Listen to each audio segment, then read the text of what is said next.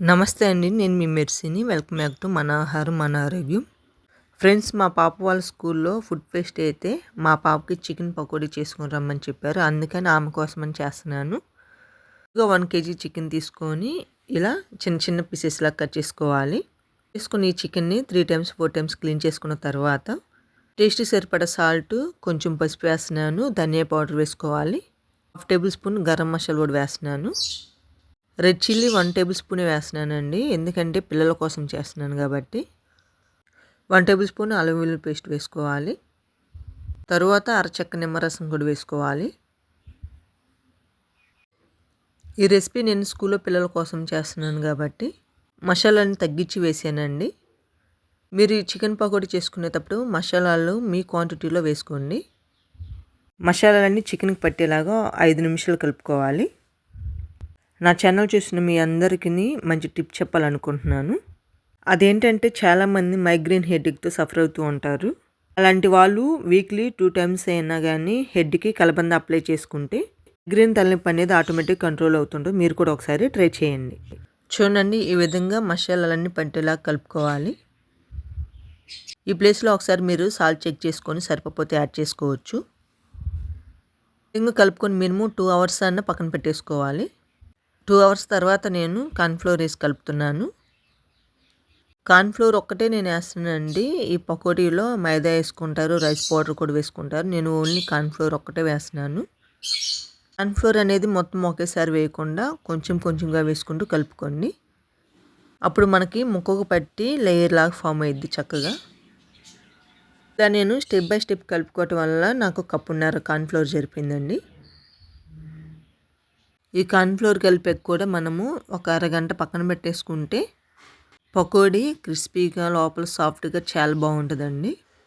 ఈ cornflour layer form అయ్యి క్రంచీగా కూడా ఉంటుంది చికెన్ పకోడీ. చూడండి, ఈ విధంగా కలుపుకోవాలి.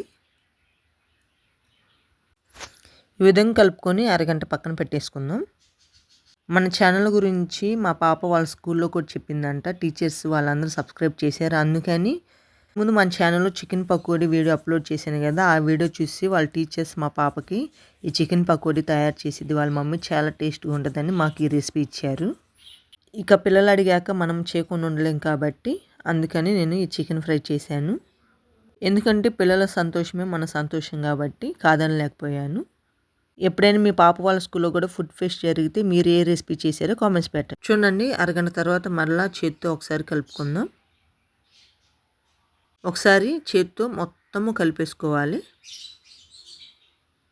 ఇప్పుడు ఈ చికెన్ పకోడీ ఫ్రై చేసుకుందాం. ముందుగా స్టవ్ ఆన్ చేసుకొని ప్యాన్ పెట్టేసుకొని ప్యాన్లో ఆయిల్ వేసుకొని ఆయిల్ హీట్ అయ్యాక జీడిపప్పులు వేయించుకుందాం. జీడిపప్పులు కేవలం ఆప్షనల్ అండి. కావాలంటే వేసుకొని లేదంటే స్కిప్ చేయొచ్చు. కానీ ఇలా జీడిపప్పు ఆయిల్లో ఫ్రై చేస్తే టేస్ట్ చాలా బాగుంటుంది. ఈ విధంగా లైట్ గోల్డెన్ కలర్ వస్తే సరిపోయిద్ది. అదే జాలీలో గ్రీన్ చిల్లీ కూడా వేయించుకుందాం. ఈ విధంగా వేగితే సరిపోయిద్ది. కర్రీ లిప్స్ వేసేటప్పుడు చాలా భయం వేసిందండి. మీరు జాగ్రత్తగా వేయించుకోండి. చికెన్ కొంచెం కొంచెంగా తీసుకుంటూ ఆయిల్లో వేసుకుందాం. ఇలా చికెన్ మొత్తం వేసుకున్న తర్వాత మంట సిమ్లోనే ఉంచుకొని ఫ్రై చేసుకోవాలి. అప్పుడే చికెన్ ముక్క చక్కగా ఉడికిపోయిద్ది. ఒకవేళ మంట మీరు హై ఫ్లేమ్లో పెట్టి ఫ్రై చేసినట్లయితే మనము కార్న్‌ఫ్లోర్ వేసాము కదా, ఆ కార్న్‌ఫ్లోర్ చికెన్ ముక్క మీద ఒక బ్యాటర్ లాగా ఫామ్ అయ్యి క్రంచీగా ఉంటుంది కానీ లోపల ముక్క మాత్రం ఉడకదు. అందుకని మంట సిమ్లో ఉంచుకొని ఫ్రై చేసుకోవాలి. ఈ చికెన్ ఫ్రై చేసేటప్పుడు కంపల్సరీ ఒకటి గుర్తుంచుకునండి. మనం ఆయిల్లో చికెన్ వేసినప్పుడు 5 నిమిషాల వరకు కదిలించకుండా అలానే వదిలేయాలి. వేసిన వెంటనే మనము చికెన్ కదిలిస్తే చికెన్ పీస్ మీద ఆ లేయర్ ఫామ్ అవ్వకుండా విడివిడిగా అయిపోద్ది. చూడండి, ఈ విధంగా ఫ్రై అయితే సరిపోయింది. టిష్యూ ఉన్న ప్లేట్లో వేసుకుందాం. ఇలానే మిగతా చికెన్ మొత్తం ఫ్రై చేసుకుందాం. ఈ వీడియో మా పాపకి చేసిన 3 డేస్ తర్వాత అప్లోడ్ చేస్తున్నానండి. చికెన్ ఫ్రై వాళ్ళ ఫ్రెండ్స్ తిన్నప్పుడు చాలా టేస్టీగా ఉందని చెప్పారంట. నాకు చాలా హ్యాపీ అనిపించింది. చికెన్ ఫ్రై మొత్తం అయిపోయిన తర్వాత హాట్ బాక్స్లో వేసి పైన జీడిపప్పులు, కర్రీ లిప్స్, గ్రీన్ చిల్లీస్ వేసాను. మనం ఇంత కష్టపడి ప్రజెంటేషన్ అనేది సరిగా లేకపోతే బాగోదన్నట్లు ఇలా చేశాను. వీడియో కానీ నచ్చితే మీకు తప్పకుండా లైక్ చేసి సబ్స్క్రైబ్ చేయండి.